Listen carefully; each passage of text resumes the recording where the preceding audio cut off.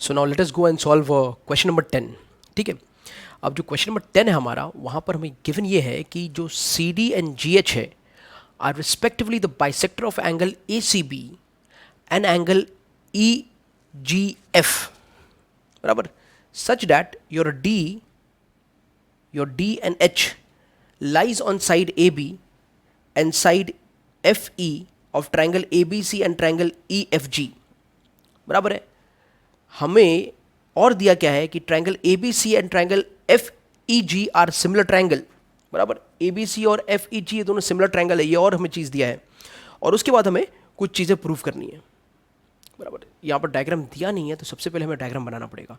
और डायग्राम में किसका बनाऊँ, तो मैं ट्रायंगल बनाता हूँ. डायग्राम में इसका बनाऊंगा. एक ट्रायंगल हमारा हो जाएगा ए बी सी और दूसरा जो हमारा ट्रायंगल है वो सपोज हो जाएगा एफ ई जी.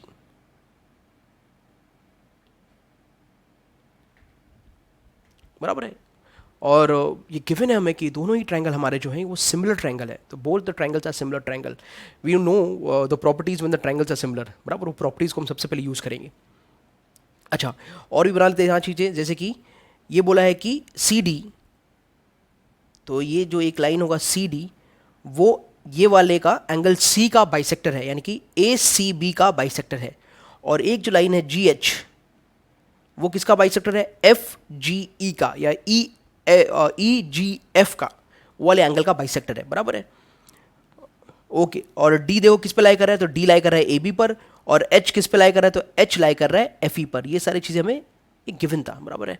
तो let us go and draw the sum को सबसे पहले ड्रॉ करते हैं, कंडीशन को ड्रॉ करते हैं. कंडीशन को ड्रॉ करने के बाद प्रूफ क्या क्या करना है वैसे ही हम प्रोसीड भी करेंगे. बराबर. लेकिन सबसे पहले जो इन्फॉर्मेशन है वो इन्फॉर्मेशन हम कहाँ से लेंगे, जो ट्रायंगल सिमिलर दिया है उस ट्रायंगल से लेंगे. तो it's very important sum. Let us go and see. So here is the sum. Your triangle ABC you can see, and you can see your triangle FEG, correct. CD is bisecting angle ACB and GH is bisecting angle FGE.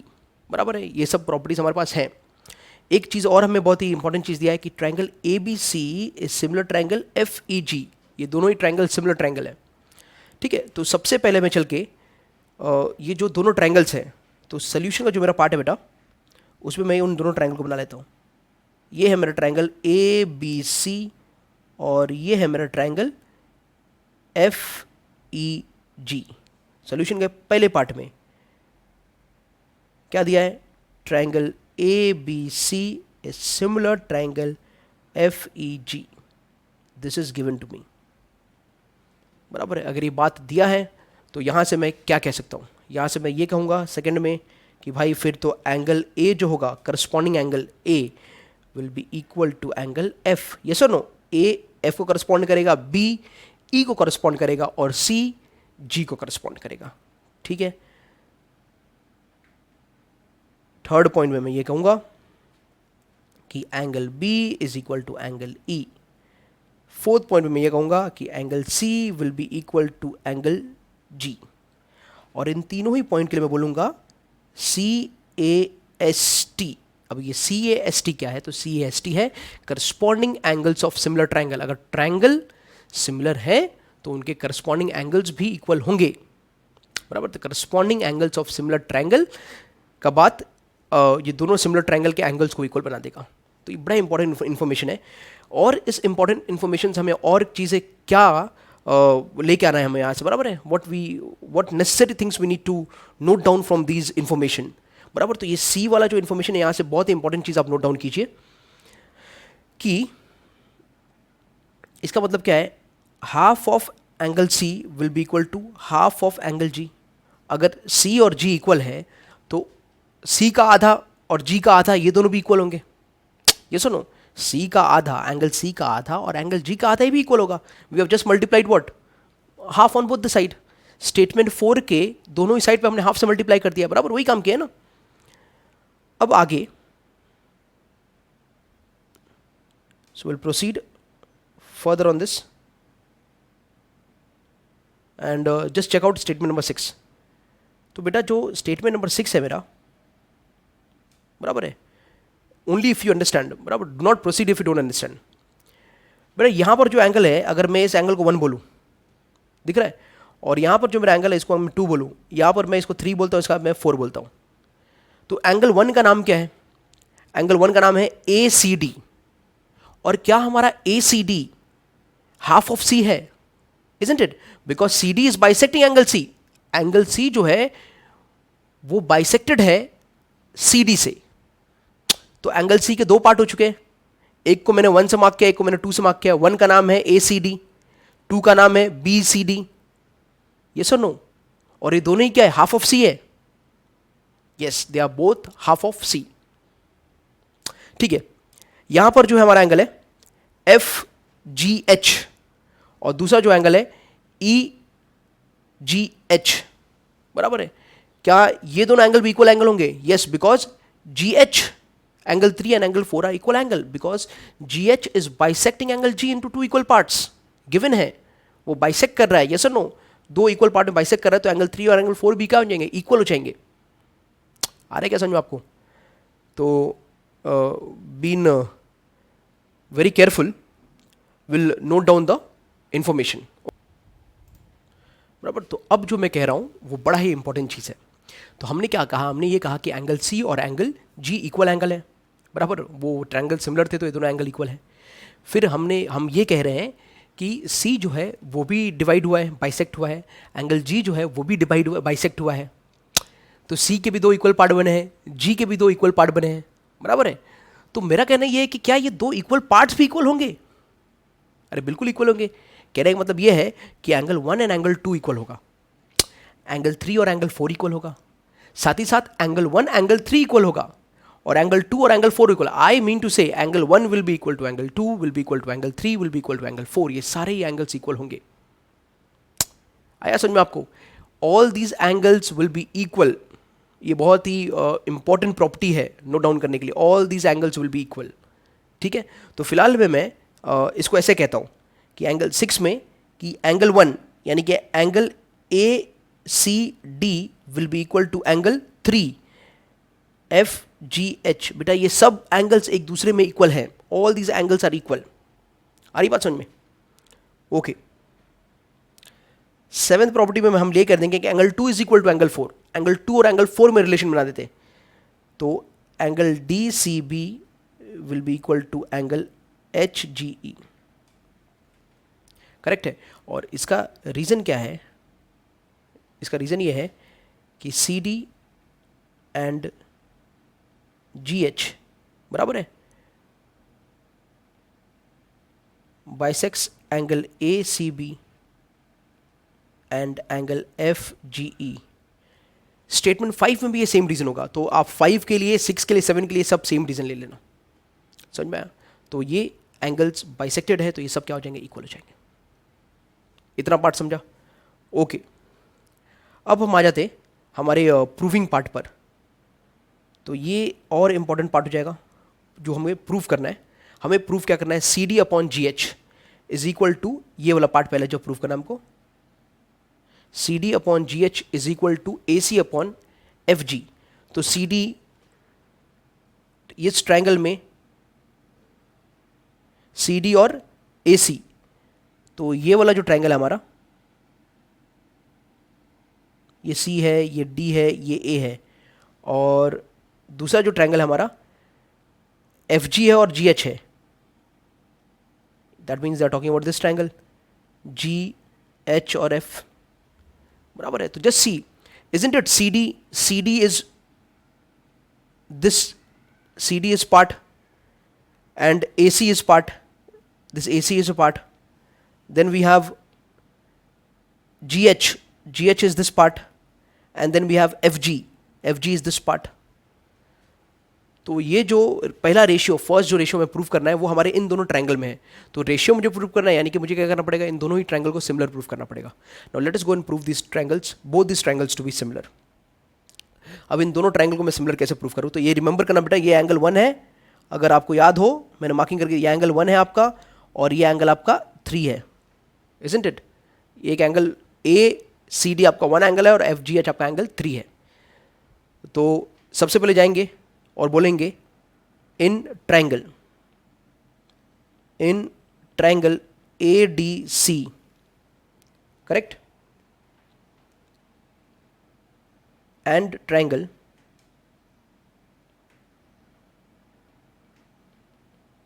ADC हो गया, तो अभी वो थोड़ा correspondence part से लेना पड़ेगा, तो ये आएगा एफ एच जी, क्या आ जाएगा इसका, एफ एच जी। ये दोनों ट्रायंगल में ए डी सी और एफ एच जी ट्रायंगल के अंदर हम लोग एथ पार्ट में ये बोलेंगे कि angle A is equal to angle F from two. देखो स्टेटमेंट नंबर 2 देखो आप, 2 में है ना ए और एफ इक्वल है, और स्टेटमेंट 9 में आप ये कह सकते हो कि एंगल बराबर, कौन सा angle, A C D is equal to angle F G H. क्या ये स्टेटमेंट 6 नहीं आया, फ्रॉम 6। तो therefore स्टेटमेंट 10 में what we can say, triangle ADC is similar triangle FHG by AA test। तो ये दोनों ट्रायंगल को हमने सिमिलर प्रूफ कर दिया, ट्रायंगल सिमिलर प्रूफ हुआ। अब क्या करना है आपको, ओके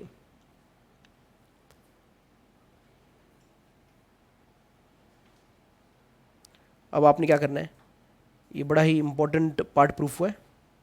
अब आपको ले लेना है इसके रेशियोज, तो 11th में इसका रेशियो ले लो, तो A D upon F ji F H, A D upon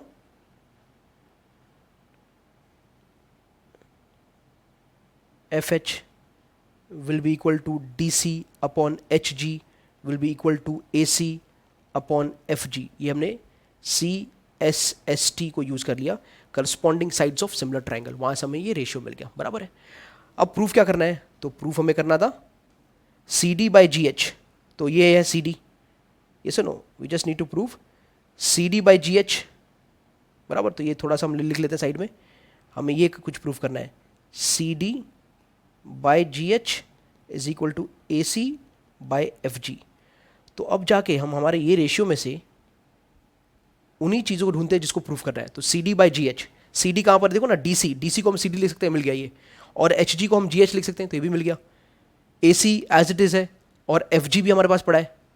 तो 11th स्टेटमेंट का जो हमारा रेशियो है उसी को हम चूज़ कर लेते हैं। तो यहाँ लिख देंगे हम लोग, डी सी को लिख लेता हूँ सी डी,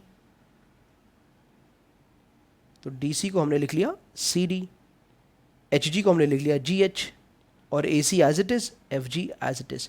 तो क्या हमने ये रेशियो प्रूफ कर दिया, तो ये हेंस प्रूफ्ड।